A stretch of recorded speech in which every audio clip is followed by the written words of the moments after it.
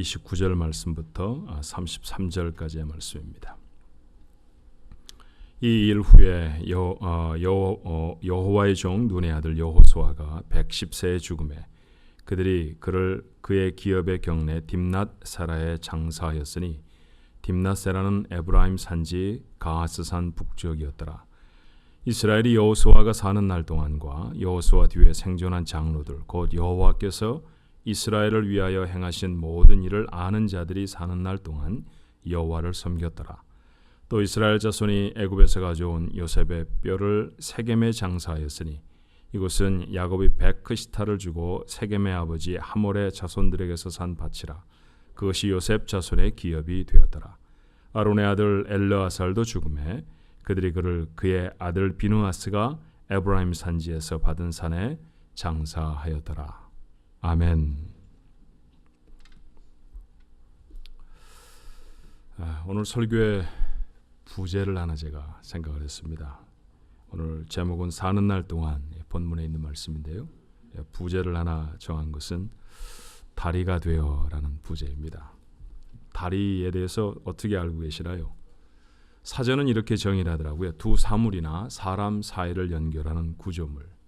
사람이고 구조물이고 이게 장소고 연결해 주는 건 좋은 일이죠. 그래서 다리는 유용한 것입니다. 여러분들이 혹시 기억하시는 다리들은 어떤 게 있을까요? 선주교 같은 거 우리 역사 속에서 기억합니다. 한강 다리도 기억하죠. 한강에 요즘 다리가 참 많아졌는데 옛날에 전쟁할 때는 무너지고 부서졌던 다리도 있었죠. 영화 혹시 기억하십니까? 콰이강의 다리, 뭐 이런 다리도 아마 생각나실 겁니다. 일본 국도를 따라서 쭉 내려가다 보면 영화 촬영도 좀 하고 그랬던 아주 멋진 다리가 이곳에서 멀지 않은 곳에도 걸려져 있습니다.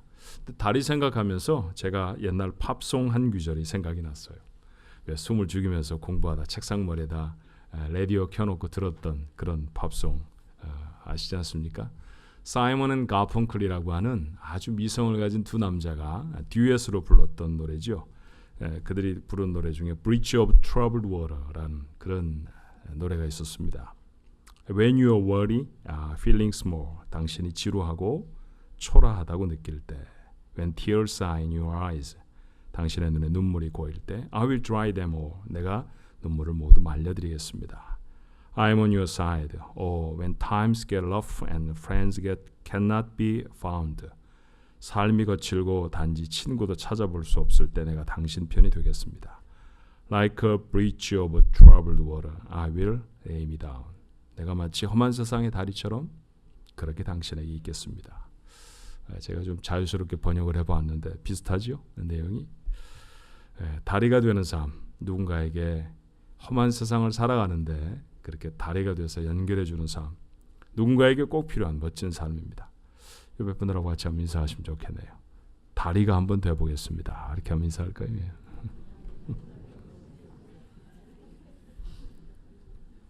근데 여러분 참 착해요, 그죠? 왜냐하면 다리가 되어보겠습니다 하라고 그러면 또 다리가 되어보겠습니다 이렇게 인사하고 또 그런 인사를 받는다고 진짜? 이렇게 얘기하는 사람도 아무도 없는 거 보면 아마 남편들이 집에 가서 그렇게 하실 것 같아요. 아내들한테. 다리가 되십시다. 누군가의 도움이 되는 다리 되는 인생, 아름다운 삶일 줄로 압니다. 우리 가족들의 삶이 되기를 바랍니다. 오늘 시간까지 하면요, 여호수아를 22번째 제가 설교하는 시간입니다. 오늘이 마지막 시간입니다. 사뭇 좀 지루하시기도 했죠. 22주면 거의 반년을 설교를 했다 싶으네요. 그래서 오늘 본문은 여호수아에서의 맨 마지막 부분입니다. 어떤 내용들을 보셨습니까?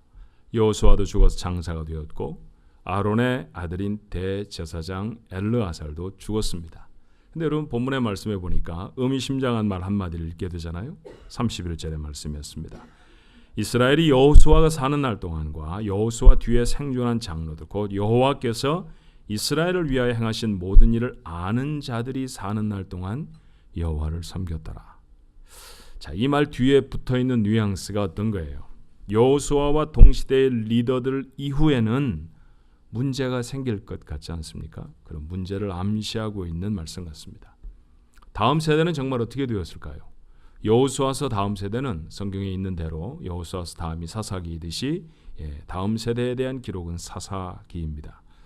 사사기를 열어보면 유다와 요셉 지파를 시작으로 미처 다 정복하지 못한 땅들을 정복하는, 점령하는 그런 내용들이 기록되어 있습니다. 그때는 큰 땅이라기보다는 조그만 성들을 점령해 나가기 시작했죠. 그런데 그런 정복 전쟁의 마무리를 짓고 있던 이스라엘 백성은 하나님은 복임이라고 하는 산에 불러 세우시고 이렇게 말씀하세요. 사사기 2장 2절에 너희는 이 땅의 주민과 언약을 맺지 말며 그들의 제단을 헐라하였거늘 너희가 내 목소리를 듣지 아니하였으니 어찌하여 그리하였느냐. 여호수아 시대가 마쳐지고 사사 시대가 시작된 지 얼마 되지 않았습니다. 불과 사사기의 두 번째 장에서 하는 말씀이죠. 근데 이곳에서 하나님은 이스라엘 백성에게 무엇라고 말씀하십니까? 너희가 내 말을 듣지 않고 있다라는 이야기입니다. 짧은 시절이었습니다만 하나님의 말씀을 잊었습니다. 하나님의 말씀을 더 이상 백성들이 듣고 있지 않습니다. 여호수아서의 마지막 부분에서 가졌던 우려가 결국 현실로 나타난 것이죠. 11절 이하의 말씀은 더 심각합니다. 사사기 2장 11절로 13절의 말씀이에요. 이스라엘 자손이 여호와의 목전에 악을 행하여 바알들을 섬기며 애굽 땅에서 그들을 인도하여 내신 그들의 조상들의 하나님 여호와를 버리고 다른 신들 곧 그들의 주위에 있는 백성의 신들을 따라 그들에게 절하여 여호와를 진노하시게 하였으되 곧 그들이 여호와를 버리고 바알과 아스타롯을 섬겼으므로 하나님을 버렸습니다. 그리고 그들은 우상을 섬깁니다. 왜 이런 일이 생겼을까요? 자명한 것 아닙니까? 가르쳐주지 않았기 때문입니다. 여호수아는 몰라도 그와 함께 했던 장로들은 그들의 다음 세대에 제대로 가르쳐주지 않은 것 같습니다. 다음 세대를 위한 다리의 역할을 해내지 못했다라는 것이죠. 아예 가르치지 않았을 리는 없을 것 같아요. 한마디도 하나님에 대해서 말하지 않았을 리가 있겠습니까? 그런데 뭔가 부족한 가르침이 아니었을까요? 그들은 정말 무엇을 가르쳐야 했겠습니까? 이스라엘의 리더들이 다음 세대에게 자신의 자녀들에게 꼭 가르쳐야 할 첫 번째는 하나님의 말씀, 율법입니다. 하나님은 십계명을 친히 기록해서 모세에게 주셨다고 했죠. 여러분 생각해 보십시다. 무엇인가를 기록했다고 하면 거기에 적어도 두 가지 목적이 있다라고 생각해요. 자, 하나는 기념하기 위한 것이든지 아니면 기억하기 위함입니다. 하나님이 십계명을 친히 기록하셔서 백성에게 주셨다고 하면 기념하라는 것일까요? 기억하라는 것일까요? 자, 출애굽기 24장 12절은 이렇게 말해요. 여호와께서 모세에게 이르시되 너는 산에 올라 내게로 와서 거기 있으라. 내가 그들을 가르치려고 내가 율법과 계명을 친히 기록한 돌판을 내게 주리라. 자, 백성들을 가르치기 위해서 하나님은 친히 십계명을 기록하셨다는 것이죠. 가르쳐야 한다는 것은 기억되어야 한다는 말입니다. 기억하라고 써서 주셨습니다. 그러니 세대에서 세대로 이 말씀은 기억이 되도록 가르쳐져야 합니다. 하나님 여호수아를 이스라엘의 지도자로 세우시면서도 단 한 가지밖에는 요구하지 않으셨죠. 이미 한참 지난 말씀입니다만 여호수아서 1장 7절로 8절은 이래요. 오직 강하고 극히 담대하여 나의 종 모세가 내게 명령한 그 율법을 다 지켜 행하고 우로나 좌로나 치우치지 말라. 그리하면 어디로 가든지 형통하리니 이 율법책을 내 입에서 떠나지 말게 하며 주야로 그것을 묵상하여 그 안에 기록된 대로 다 지켜 행하라. 그리하면 내 길이 평탄하게 될 것이며 내가 형통하리라. 자, 여호수아는 지금 목회를 하는 교회 담임 목사로 부름받은 사람이 아닙니다. 도덕적인 선생으로 어떤 곳에서 백성들을 가르치는 랍비로 레바이로 부름받은 것이 아닙니다. 그는 지금 이스라엘 백성의 리더입니다. 요즘 우리말로 말하면 대통령이나 아니면 프라임 미니스터, 총리나 이런 입장으로 부름받은 것이죠. 그리고 그가 앞으로 해야 할 일은 평화스러운 시대의 정치가 아니라 전쟁을 해야 합니다. 장군이죠. 무엇이 요구되어야 옳습니까? 탁월한 지혜라든지 리더십이라든지 소통의 방법이라든지 아니면 전쟁을 잘할 수 있는 병법이라든지 강한 힘이라든지 이런 것 아닙니까? 근데 하나님은 그런 일들을 맡아야 하는 여호수아에게 다른 아무것도 요구하지 않으셨습니다. 말씀만 지켜라. 그러면 나머지는 내가 다 한다. 그렇죠. 하나님이 그에게 맡기셨던 것은 사실 하나님의 말씀이었다고 하는 사실을 우리가 확인할 수 있는 건 아닙니까? 그가 이스라엘 백성 속에서 땅을 얻고 그 땅을 그들에게 배분해 주는 것이 눈에 보여지는 실제적인 그의 사명이었다고 한다고 하면, 그거보다 더 절실하고 그거보다 더 내면적으로 그에게 주어져 있는 사명은 무엇입니까? 그에게 위탁되어지고 위임되어진 하나님의 말씀을 그가 다스리고 그가 이끌어야 하는 백성들에게 전하는 것이었습니다. 하나님은 율법을 주시면서 수없이 이렇게 당부하시죠. 신명기 6장 6절로 7절은 너무나 잘 아는 말씀입니다. 우리가 하고 있는 쉐마라고 하는 그 쉐마 교육의 근간이 되는 머터가 되어지는 말씀이기도 하죠. 오늘 내가 내게 명하신 이 말씀을 너는 마음에 새기고 내 자녀에게 부지런히 가르치며 집에 앉았을 때든지 길을 갈 때든지 누워 있을 때든지 일어날 때든지 말씀을 강론할 것이며, 율법은 단 한 번도 내가 이렇게 말해야 했으니까 너희 이걸 지켜라 라고 끝내는 법이 없습니다. 너희가 지킬 뿐만 아니라 그것을 자녀들에게 가르쳐야 한다. 반드시 붙어있는 조건이었습니다. 그래서 여호수아가 죽음을 앞두고 했던 마지막 사역도 하나님의 법을 가르치고 전하는 일이었죠. 여호수아서 24장 25절로 26절의 말씀은 이렇게 기록해요. 그날에 여호수아가 세겜에서 백성과 더불어 언약을 맺고 그들을 위하여 율례와 법도를 제정하였더라. 여호수아가 이 모든 말씀을 하나님의 율법책에 기록하고 큰 돌을 가져다가 거기 여호와의 성소 곁에 있는 상수리 나무 아래 세웠다라고 했어요. 여호수아는 하나님의 말씀을 가르칩니다. 저들이 잊지 않도록 율법책에 기록하지요. 그리고 반드시 지키라고 당부합니다. 시간을 한참 건너서 주님이 제자들에게 마지막으로 당부하신 일은 무엇이었을까요? 우리는 마태복음 28장 마지막 부분의 말씀을 너무 잘 알죠. 마지막 절 20절은 이렇게 되어 있습니다. 내가 너희에게 분부한 모든 것을 가르쳐 지키게 하라. 제자들은 예수님으로부터 참 많은 것을 배웠습니다. 원수를 사랑해라. 누군가가 겉옷을 달라고 하면 속옷도 내어주어야 한다. 오리를 가자고 하면 십리를 가라. 거룩해야 한다. 하나님을 예배해야 한다. 많은 말씀들을 들었습니다. 듣고 멈추지 말라는 것이죠. 또 다른 사람들에게 가르쳐 주라고 하십니다. 그 가르침의 자리에 서 있을 때 하나님은 그들을 돕기 위해서 내가 세상 끝날까지 너희와 항상 함께 있으리라 약속하십니다. 주님의 말씀을 다른 사람, 다음 세대에 가르쳐주고 전하는 것, 그것이 우리가 해야 할, 다음 세대를 향한 다리가 되어주는 인생들이 반드시 해야 할 일이죠. 여호수아 이후에 남겨졌던 이스라엘의 장로들이 했어야 하는 일이었습니다. 그런데 이것이 전부여서는 안 됩니다. 한 가지가 더 있죠. 여호수아와 같은 시대를 살아낸 장로들의 공통점이 무엇이라고 했습니까? 본문의 말씀에 보니 31절에 이렇게 말해요. 이스라엘이 여호수아가 사는 날 동안과 여호수아 뒤에 생존한 장로들, 그리고 뭐라고 설명합니까? 곧 여호와께서 이스라엘을 위하여 행하신 모든 일을 아는 자들이 사는 날 동안에 여호와를 섬겼더라. 자, 여호수아와 이스라엘의 리더들의 공통점이 무엇입니까? 하나님이 이스라엘 백성을 위해 무엇을 하셨는지를 아는 사람들입니다. 그렇다고 하면 그들이 가르쳐야 할 것은 무엇입니까? 하나님이 그들을 위해서 하신 일들을 가르쳐 전해주어야 하죠. 나는 아마도 여호수아 이후에 남아있던 이스라엘의 장로들이 이 일에 실패한 것이 아닌가 생각이 됩니다. 그들의 다음 세대에 대해 성경이 이렇게 기록하고 있기 때문에요. 말씀드렸던 것처럼 다음 세대는 사사기 시대입니다. 사사기 2장 10절의 말씀에 그 세대의 사람도 다 그 조상들에게로 돌아갔고, 자, 여호수아와 함께하였던 여호수아 뒤에 남겨졌던 장로들에 대한 이야기죠. 근데 그 후에 어떤 일이 일어납니까? 그 후에 일어난 다른 세대는 여호와를 알지 못하며 여호와께서 이스라엘 위하여 행하신 일도 알지 못하였더라. 왜 다음 세대는 여호와께서 그들을 위해 행하신 일을 알지 못했을까요? 가르쳐주지 않았기 때문일 것입니다. 여호수아 시대의 리더들이 다음 세대의 하나님의 역사를 끊임없이 증가하지 않았다고 하는 반증이죠. 신약 성경은 구원받은 하나님의 사람들을 여러 가지 이름으로 부릅니다. 어떤 때는 성도, 어떤 때는 하나님의 자녀, 어떤 때는 예수님의 제자. 그런데 놓치지 말아야 할 또 하나의 이름이 있어요. 그것은 증인, 위트네스라는 말입니다.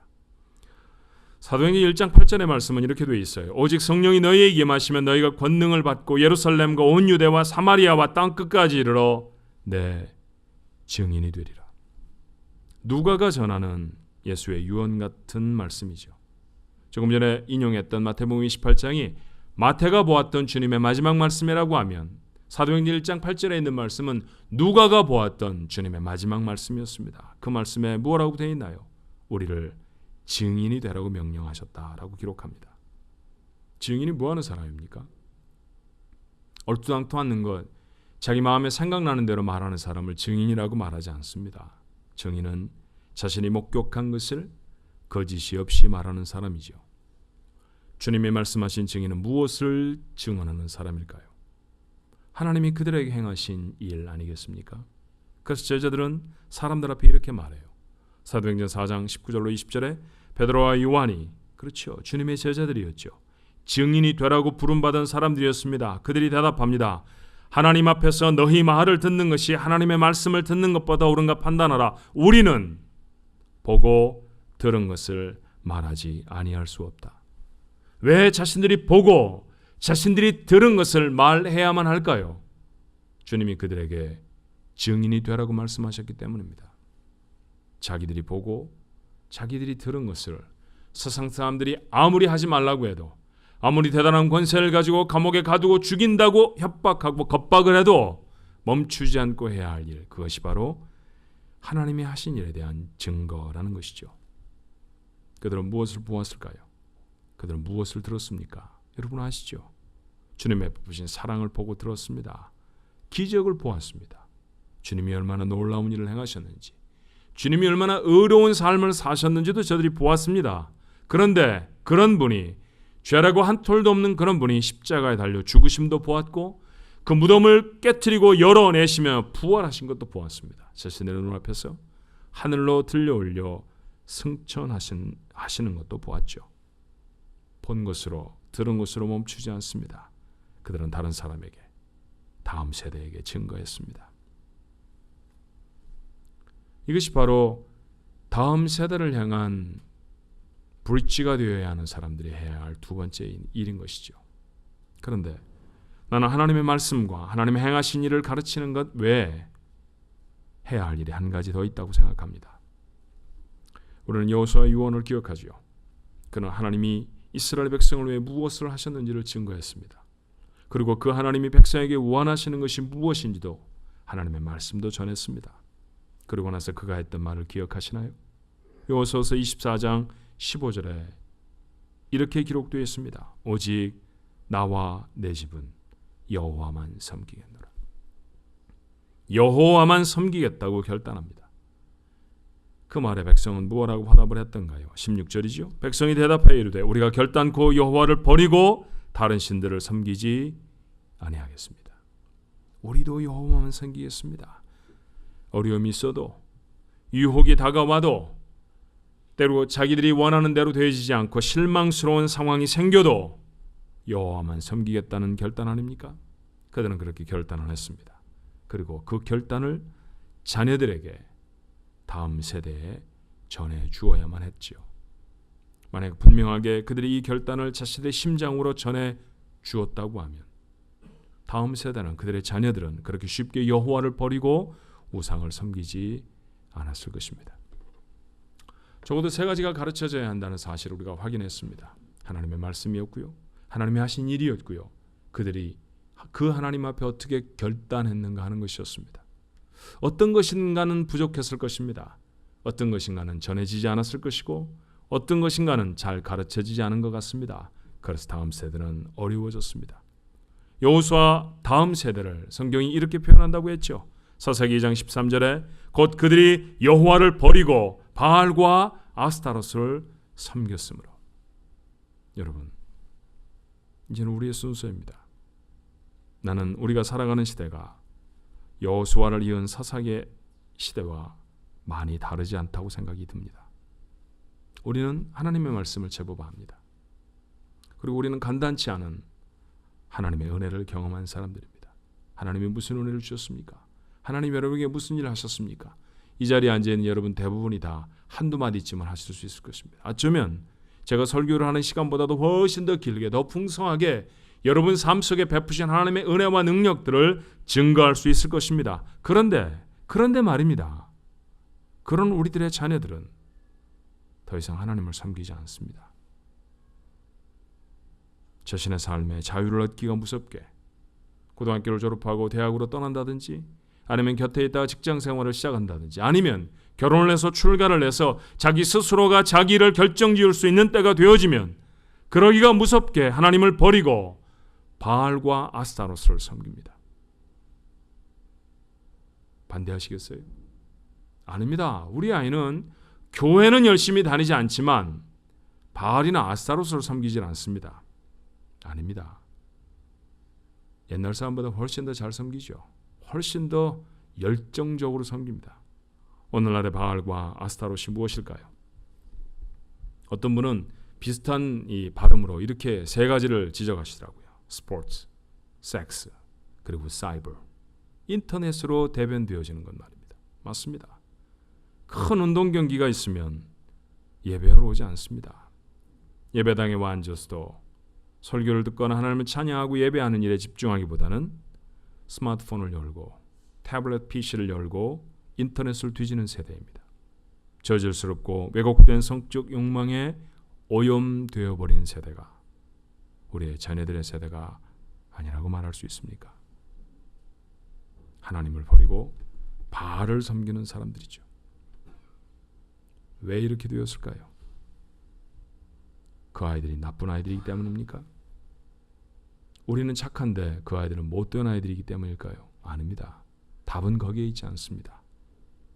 이유는 우리에게 있을지 모릅니다.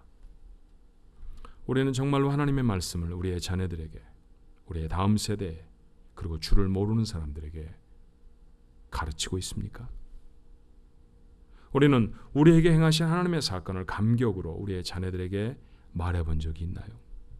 식탁머리에 앉아서 내가 미국에 왔을 때, 내가 맨 처음 잡을 가졌을 때, 내 삶에 어려움이 찾아왔을 때, 그 정말로 힘들고 그 불편했던 상황 속에서 내가 하나님 앞에 엎드렸고 엎드린 나를 하나님이 어떻게 도와주셨다고 여러분 간증해 보신 적이 있습니까? 여러분의 자녀들은 부모된 여러분의 삶 속에 하나님이 무슨 일을 하셨는지를 압니까? 우리는 그런 얘기를 하려고 하지 않습니다. 늘 공부했니? 숙제했니? 늘 내가 무엇인가를 요구하고 바라는 것들을 다 완성해 놓았는가만 체크하고 하기는 아니래. 급급하지요. 그것도 지나가면 무서워서 아무 얘기도 못합니다. 아이에게 절절절절 맵니다. 도무지 우리 다음 세대가 부모의 세대 속에 하나님이 무슨 일을 하셨는지에 관해 알지를 못합니다. 우리가 어떤 종류의 시험과 환경에도 불구하고 하나님을 섬기기로 결단한 것을 우리 아이도 압니까? 교회는 다닌다고 하면서 나 성경 읽을 거야, 기도할 거야, 열심히 예배할 거야, 작심 3일, 작심 3주, 작심 3개월 이런 식으로 지나가 버리는 부족하고 연약한 우리의 모습에 익숙해져 버린 아이들이 아닐까요? 도무지 결단하는 게 보이질 않습니다. 도무지 믿음의 삶으로 손해가 오더라도 결단하고 그 자리에 서는 부모들의 모습을 아이들은 한 번도 본 적이 없습니다. 세상이 어렵고 힘들고 정말로 답답한데 크리스찬들이 그 어려운 세상 속에서 죄악이 파도처럼 물밀듯 다가와도 그 가운데 하나님이 원하시는 자리에 생명을 걸고 서는 모습을 이 세상 사람들이 본 적이 거의 없습니다. 그러니 그들이 바알을 섬길 밖에요. 그들이 아스타로스를 섬기는 것이 왜 이상한 일이 되어집니까? 여러분 착각하지 않아야 합니다. 아이를 주일학교에 보내고 교회에 나오는 젊은이들을 친절히 대하는 것으로 이 일들을 이루어낼 수 있는 것은 아닙니다. 동네에 교회가 있다는 것만으로 하나님의 사건이 동네 사람들에게 가르쳐지지는 않습니다. 오늘날 교회는 그 어떤 때보다도 도전과 비판을 받고 있죠. 이유가 뭘까요? 교회는 그리스도인들은 세속화되어져 있고 어떤 의미에서는 너무나 배타적입니다. 맞습니다. 그런데 이게 핵심일까요? 이게 정말로 문제일까요? 교회가 부유해져 있기 때문에, 그리스도인들이 너무 잘 살기 때문에, 또 그리스도인들이 다른 종교에 대해서 받아들여지지 않기 때문에 길을 쓰고라도 다른 것을 믿는 사람들에게 찾아가서 복음을 전하기 때문에 세상 사람들이 우리를 비판하고 도전할까요? 아닐지 모릅니다. 우리는 성도로서 하나님의 말씀을 세상에 선포하는 일을 어느사인가 두려워합니다. 명백한 죄악을 세상의 비판이 두려워 죄라고 말하지 못합니다. 청년들과 함께 몇 년 전에 자전거를 좀 탔던 적이 있습니다. 젊은 아이들하고 자전거 타는 거 좋더라고요. 건강해지는 것 같아서 좋고 그 아이들의 기운이 저한테 이렇게 오는 것 같아서 좋고 제 힘으로 그 아이들 따라잡을 수가 없죠. 그런데 우리 교회 청년들이 참 착해요.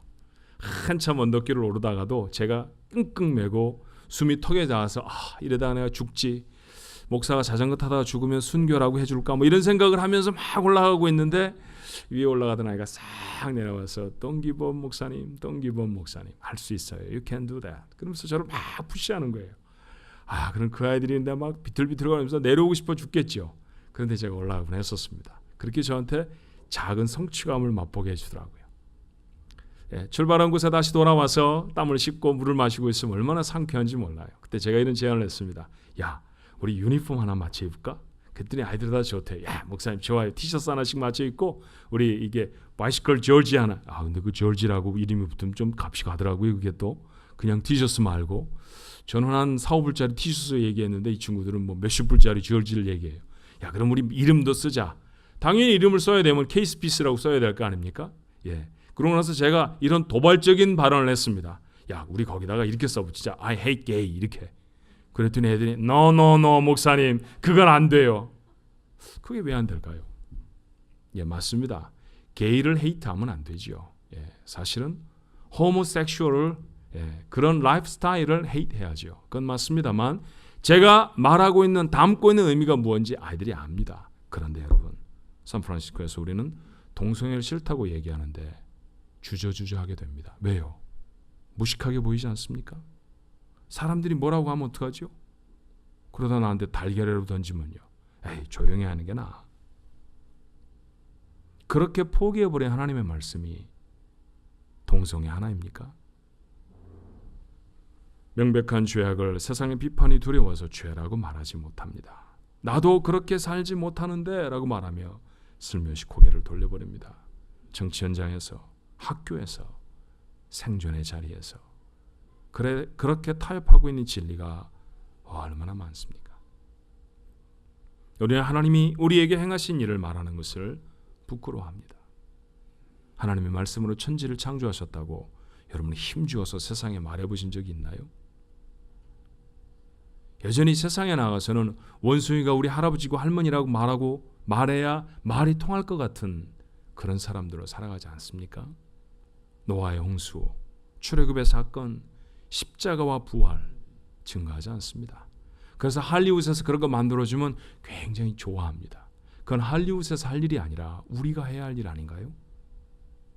내가 존재하는 까닭이 하나님의 은혜이고 내가 누리는 것이 하나님이 주신 것이라고 자네들 앞에서도 이웃에게도 증거하지 않습니다.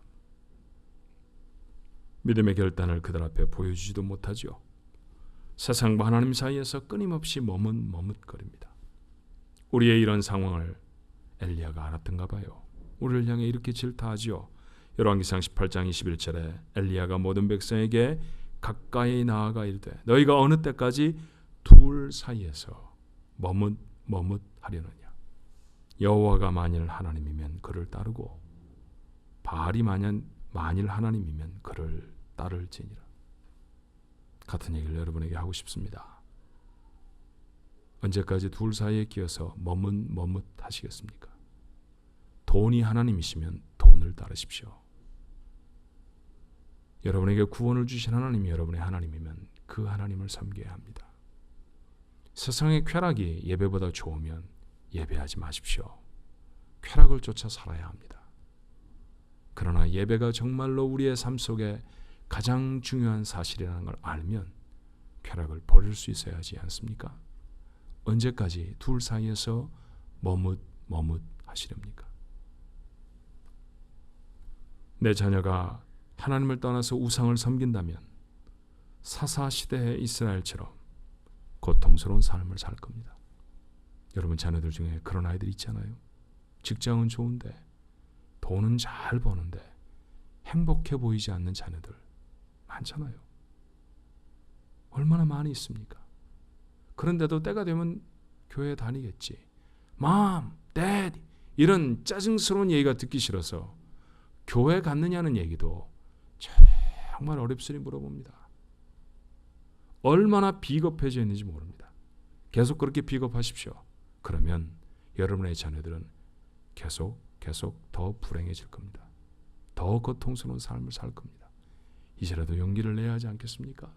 이제라도 바른 것 가르쳐줘야 하지 않겠습니까? 이제라도 무슨 일들이 내 삶 속에 일어나는지 그들에게 증거해 주어야 하지 않습니까? 만약에 우리의 다음 세대에 우리가 온전한 믿음의 다리가 되어주지 않는다고 하면 세상은 지금보다 훨씬 더 불행해질 것입니다. 주를 알지 못하는 사람들은 지금도 우리 곁에 수없이 지나칩니다. 하나님의 말씀을 가르침으로, 하나님이 우리에게 하신 일을 증거함으로, 그리고 삶으로 우리의 결단을 보여줌으로 우리의 자녀들이, 다음 세대가, 아직도 주를 모르는 백성들이 주를 만나고 믿음을 회복해야 할 것입니다. 이 일을 위해 여러분이 저들을 위한 거룩한 다리들이 되어주시지 않겠습니까? 하나님과 죄인을 이어주는 다리로 세상에 오신 우리 주님이셨습니다. 그 주님 돕겠다고 하셨습니다. 도우실 것입니다. 재난 앞에 서십시다. 다음 세대 앞에 서십시다. 예수를 알지 못하는 사람들 앞에 서십시오. 하나님의 말씀을 증거해야 합니다. 하나님 여러분에게 무슨 일을 하셨는지 증거해 주십시오. 여러분의 결단을 삶으로 보여주는 복된 사람들, 우리 가족들의 모습이기를 축원합니다. 기도하십시다. 여호수아를 다 살펴보았습니다. 나누어야 할 얘기가 더 많이 있었을 것입니다만 부족한 것이 잘 깨닫지 못해 전하지 못한 것 있다고 하면 하나님 사랑하는 성도들에게 깨우쳐 주시옵시고, 오늘 여호수아의 죽음, 엘르아살의 죽음으로 여호수아서를 마쳤습니다. 그런데 주님, 그렇게 믿음의 영웅이었던 사람들이 세상을 떠난 후에 하나님이 자신들의 삶 앞에 무슨 일을 하셨는지 목격했던 사람들이 세상을 떠난 후에 저들은 타락해버렸습니다. 하나님을 잃어버렸습니다. 세상의 우상을 섬겼습니다. 그 사건을 저희가 봅니다. 주님, 저희들의 자녀들 속에 일어나고 있는 일입니다.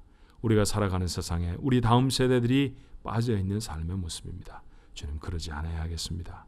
늦었다고 생각할 때가 가장 이르다는 이야기를 우리는 합니다. 주님, 지금이라도 결단하게 하옵소서. 지금이라도 용기를 갖고 우리의 입술을 열어서 내 자녀에게, 내 다음 세대에게, 우리의 이웃에게 하나님의 말씀을 증거할 수 있게 도와주옵시고, 하나님이 나를 얼마나 복되게 하셨는지, 하나님이 내 삶에 부으신 은혜와 복이 무엇인지 증거할 수 있게 도와주시옵시며, 주님, 우리의 삶으로 아버지 하나님 결단을 보여줄 수 있게 도와주시옵소서. 참 비겁하게 살았습니다. 이래도 좋고 저래도 좋고 세상에 나가서는 철저하게 세상 사람이고 교회에 오면 그리스도인이라는 옷 하나 입고 있는 코팅맨처럼 주님 그렇게 살았습니다. 주님, 이 삶을 청산하게 하옵소서. 우리가 세상 앞에도 아무리 어려운 환경이 우리에게 다가와도 변함없는 하나님의 사람으로 서게 하옵시고, 우리의 그 놀라운 결단으로 많은 사람들이 하나님을 알게 하여 주시옵소서. 엘리야는 질책만 한 것이 아니라 아버지 하나님 앞에 기도도 했습니다. 하나님이 하나님 되심과 내가 하나님의 종 되어짐과 그로 인하여 많은 사람이 주께로 돌아오게 하옵소서. 주님, 같은 기도가 오늘 이 아침에 말씀을 나누는 우리 가족들의 기도가 되게 하옵소서. 예수님 이름으로 기도합니다. 아멘.